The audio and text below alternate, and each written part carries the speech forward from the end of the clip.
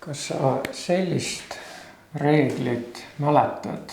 See kehtib täisarvude puhul. Ehk siis üleval need astendajad korrutad, kui sul on selline olukord. Y läheb küll 9-ndasse, aga vaata see 2 tuleb ka 9-ndasse võtta nüüd, sest 3 korda 3 tuleb üleval.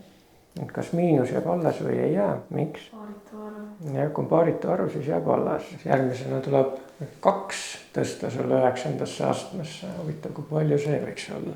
2 astmeid on lihtne tuletada. Kogu aeg korrutad 2-ga. 2, 4, 8, 16, 32, 64. Palju meil on seni? 1, 2, 3, 4, 5-ndas, 6-ndas astmes.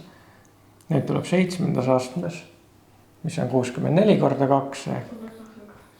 Ja siis tuleb 2 8-ndas astmes, 256 ja lõpuks 2 9-ndas astmes.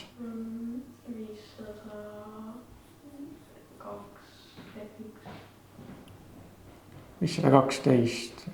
Ehk siis miinus 512 Y mitmendas astmes. Sul siin oli 9, see ei kao kuskil ära, sest 1 korda... Jumal tänatud, see lõppes! Yes!